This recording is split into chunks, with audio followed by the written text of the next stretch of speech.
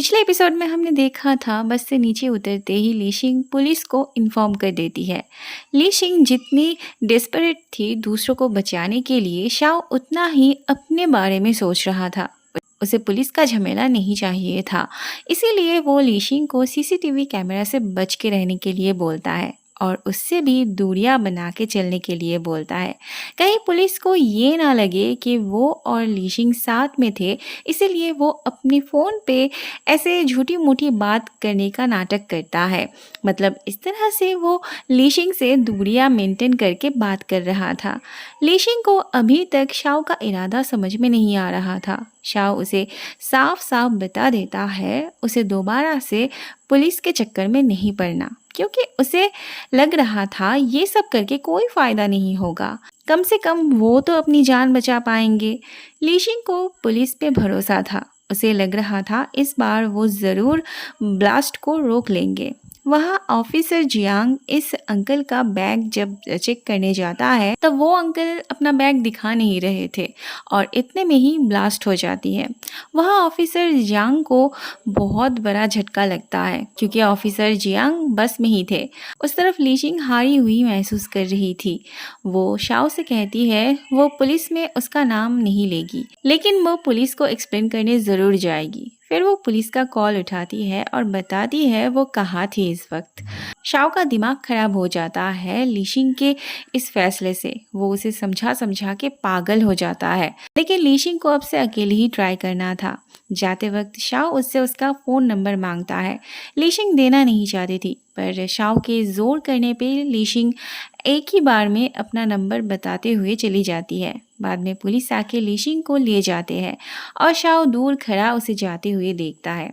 एक तो ना चाहते हुए भी लीशिंग की वजह से शाओ गिल्टी फील कर रहा था, ऊपर से उसका कलीग उसे मीटिंग अटेंड करने के लिए प्रेशर डाले जा रहा था। इतने ध्यान से सीसीटीवी से बच के चलने पर भी आखिरकार पुलिस को शाओ का फुटेज मिल ही जाता है। शाओ अपने ऑफिस जाता तो है, पर वो अपने कलीग के सामने नहीं जाता, क्योंकि उसे लीशिंग की बातें चुभ रही थी, उसे सताई जा रही थी। वो मीटिंग छोड़ एक कैफ़े आता है इन्फॉर्मेशन कलेक्ट करने। न्यूज़ देख के उसे पता चलता है ऑफिसर जियांग की उस ब्लास्ट में डेथ हो गई थी। शाओ को भी झटका लगता है। उस तरफ लीशिंग ऑफिसर जियांग को ना देख परेशान हो गई थी, ये सोच के कि कहीं उनके साथ कुछ बुरा तो नहीं हुआ। लेकिन उसे पता चलता है उस ब्लास्ट में ऑफिसर जियांग की जान चली गई। लीशिंग तब अपने आप को दोषी मानती है, क्योंकि अगर वो पुलिस में खबर नहीं देती तो ऐसा नहीं होता। ऑफिसर जियांग कहते हैं उसने कुछ गलत नहीं किया, उसने अपनी ड्यूटी निभाई। बाद में लीशिंग से पूछा जाता है बस से उतर के वो क्या किसी से बात कर रही थी या फिर अकेले ही बड़बड़ा रही थी। याद दिलाने के लिए उसे फुटेज भी दिखाया जाता है और इसी वक्त शाओ का कॉल आता है उसे। ऑफिसर जांग फ़ोन स्पीकर में देते हैं लीशिंग को बात करने के लिए। लीशिंग शाओ को फंसाना नहीं चाहती थी, लेकिन सिचुएशन ही ऐसी हो जाती है। ऊपर से शाओ उससे पूछता है क्या वो अभी भी वहाँ है। लीशिंग तब ज़ोर से चिल्ला के कहती है उसने कहा ना ब्रेकअप, फिर वो क्यों उसे परेशान कर रहा है। शाओ समझ जाता है वो अभी भी पुलिस स्टेशन में ही थी। वो लीशिंग से कहता है परेशान मत हो, जाके वो सो जाए, फिर सब कुछ ठीक हो जाएगा। पुलिस शाओ का नंबर ट्रेस करती है और वहाँ शाओ नींद की दवाई ढूंढने निकल पड़ता है। प्रिस्क्रिप्शन के बिना नींद की गोली नहीं दी जाती थी, तो उसे उस दवाई जैसा दूसरा मेडिसिन दिया जाता है।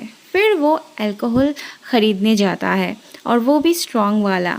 इतने में पुलिस उसे ढूंढते हुए मेडिसिन शॉप में आ जाते हैं। उस तरफ लीशिंग का सारा मूड चला गया था जवाब देने का, और यहाँ वो सब शाओ को इस हालत में पाते हैं। उसे पुलिस स्टेशन ले जाया जा रहा था। उसके बाद फिर से दोनों सपने से उठते हैं।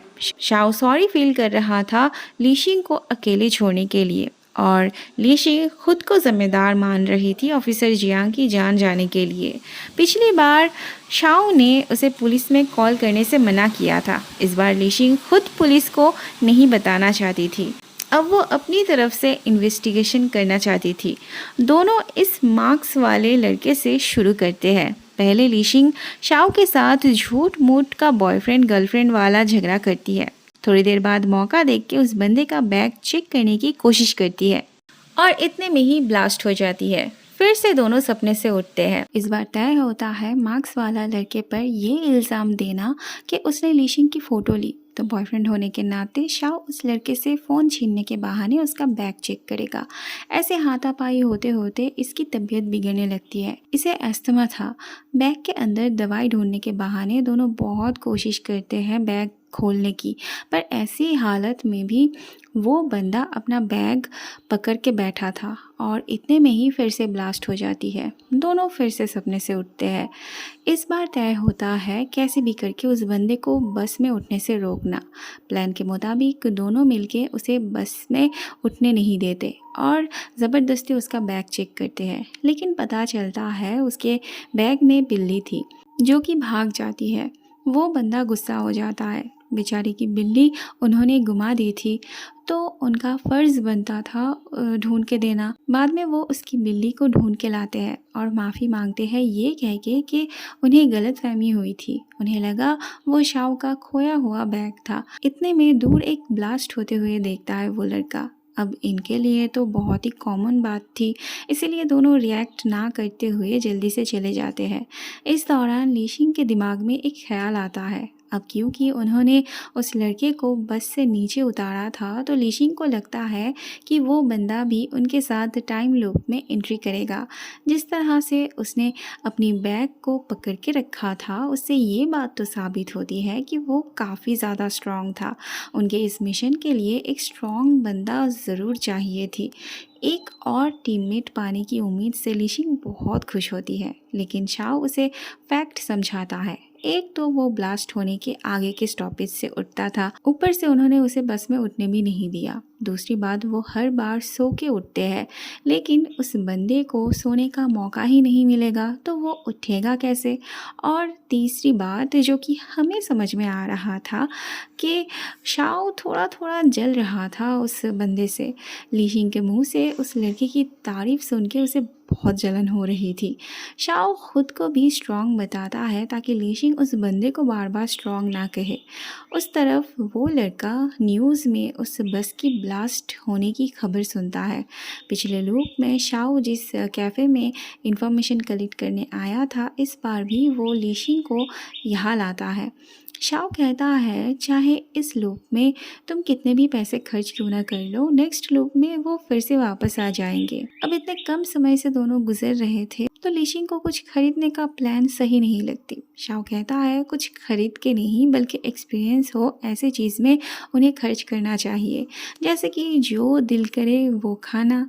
फिर ढेर सारा खाना वो ऑर्डर करते हैं, लेकिन लीशिंग का मन नहीं कर रहा था क्योंकि उस ब्लास्ट से उसका दिल दुखा हुआ था। शाओ समझाता है अगर वो खाएगी नहीं तो वो दुनिया को बचाने की एनर्जी कहाँ से लाएगी। तब जाके लीशिंग खाना शुरू करती है।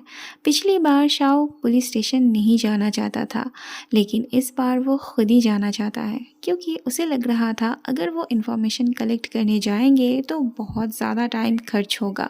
उन्हें अब से पुलिस से इन्फॉर्मेशन निकालनी होगी, जैसे कि कोई वांटेड क्रिमिनल उनके लिस्ट में है या नहीं जो बस में होगा, तो फिर वो उसे पहले चेक करेंगे। बातों ही बातों में उन्हें एक चीज़ समझ में आती है, जब तक वो दोनों साथ में नहीं सोएंगे तब तक वो साथ में लूप के अंदर नहीं घुस पाएंगे। बाद में उन्हें इस बंदे के बैकग्राउंड के बारे में पता चलता है। वो एक सोशल इन्फ्लुएंसर था। उसके फॉलोअर्स उसके लिए एक जगह इकट्ठे होकर शोक मना रहे थे। ये दोनों भी वहाँ जाने के बारे में सोचते हैं और वहीं पे उनकी मुलाकात इस बंदे से हो जाती है। उसे शक था उन दोनों को ब्लास्ट के बारे में पहले से ही पता थी और वो उसे बचाने आए थे। वो कुछ बोल नहीं रहे थे तो वो पुलिस को इन्फॉर्म करने की बात करता है। अब इनके लिए उसे पूरी बात समझाना बहुत मुश्किल बात थी क्योंकि वो विश्वास ही नहीं करता, लेकिन इसे तो सब कुछ जानना ही था, तो वो उन्हें अपने साथ ले जाने लगता है। वो उन्हें अपनी सीक्रेट जगह लेके आता है।